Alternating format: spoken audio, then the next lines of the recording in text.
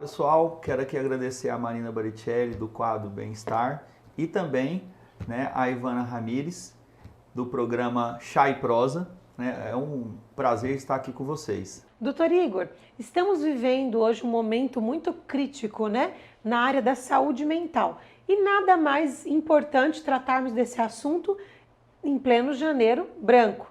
É onde o Ministério da Saúde desenvolveu esse tema de alerta, sim, para essas pessoas.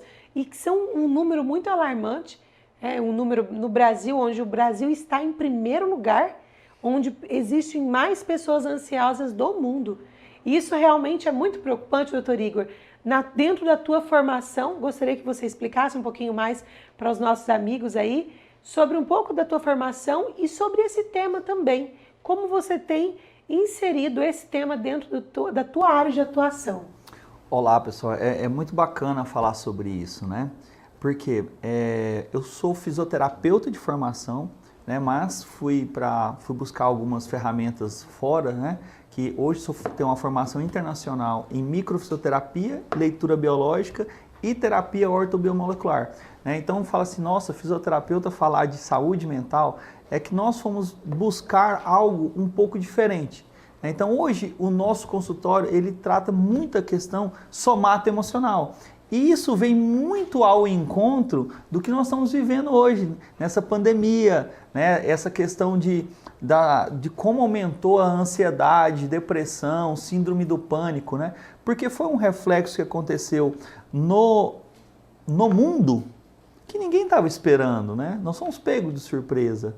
Então a última pandemia que existiu dessa magnitude foi há 100 anos atrás. Então nós não estamos acostumados a esse isolamento, essa questão socioeconômica, Então teve muita alteração nisso. Então também no nosso consultório aumentou muito esses casos.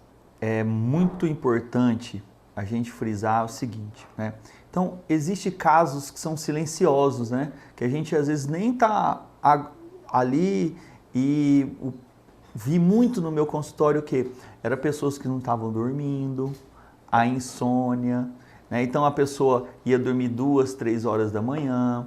Então as pessoas começaram o quê? Muitas das vezes aumentar a alimentação, Eles começaram a ter alguns tipos de dores. E aí você falava o quê? Você pegava e via o paciente, ele fazia exames, mas não tinha dor. Não tinha dor, não tinha sintoma, não tinha alteração muscular, não tinha questão de raio-x, não tinha questão nada, não tinha sintoma. Então ele não tinha assim, você fazia todos os exames e não tinha alterações. Dor psicossomática. Exatamente, era uma dor totalmente psicossomática. E aí é o que a gente fala, como a microfisioterapia, a leitura biológica, ela entrou muito bem nisso. Porque é o corpo que está em alteração. E aí nós vamos buscar no corpo o que foi que ele começou a desregular, por que ele começou a desregular.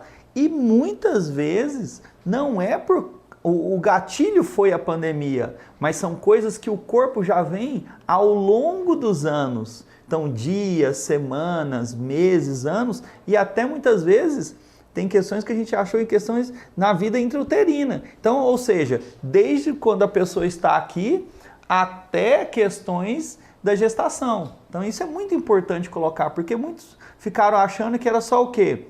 Somente no período da pandemia. E não é bem assim. Nós falamos aqui a microfisioterapia, a leitura biológica, a terapia ortobiomolecular que a gente trabalha, mas também nós temos que pensar sempre na equipe multidisciplinar, O psicólogo, o psiquiatra, a psicoterapia, então é o nutricionista. Então assim, é uma equipe multidisciplinar. Então se a pessoa ela sabe que ela começou a identificar, sim, ela pode vir para nós, mas ela pode ir para um psicólogo, um psiquiatra, para que isso não se prolongue, Então eu falo que como diz, a gente puxa um pouco a sardinha para nós, porque a gente sabe que tem coisas que está no corpo, está no físico e que altera a emoção e o somato emocional. E isso foi uma questão muito identificada na pandemia, que pessoas tomavam medicamentos, fazia isso, fazia aquilo e não melhoravam, porque não é só aquilo, tem coisas mais por trás disso, Foi muito claro que só o medicamento não resolvia, E não foi, no Brasil principalmente, ela não foi uma doença somente viral, ela foi socioemocional, né? Quantas pessoas que tiveram os seus empreendimentos fechados. Então, não foi só isso. E se você pegar hoje, a maior incidência desses tipos que estão indo para consultório de ansiedade, estresse, depressão, é a faixa etária trabalhadora, de 35 a 55 anos. Né? Então, isso é um dado alarmante? Sim. Porque não é só isso, não é só a pandemia, não é só prevenção. Está acontecendo coisas que está passando nesse radar. Então, nada mais justo você ter trazido nós aqui para ver que esse janeiro é essa conscientização. Olha, vamos tentar prevenir, vamos tentar buscar, né, a psicoterapia, a psicologia, nós com a microfisioterapia, leitura biológica, medicina ortobiomolecular, né, o psiquiatra é fundamental. Então é uma equipe multidisciplinar. Que maravilha. Né? Muito bom, doutor. Vamos agora dar dicas para as pessoas de prevenção, né? 3 dicas, doutor, de prevenção para o nosso espectador, para quem está nos ouvindo nesse momento, de como trabalhar preventivamente, porque não existe pessoas que não estejam a par de passar por uma situação dessas, né? Ótima pergunta também, Marina, e fico muito grato em poder ajudar.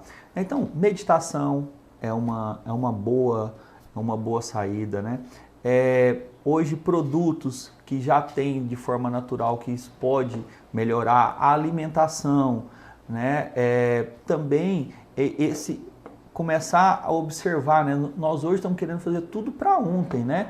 Então, começar a dividir as coisas, né? Falar assim, não, eu não vou fazer tudo isso hoje, vou fazer isso aqui, eu faço isso hoje, isso aqui eu faço amanhã. Poder programar, porque hoje a ansiedade ela está demais nos grupos. Hoje, há 20 anos atrás você não via criança ansiosa, né?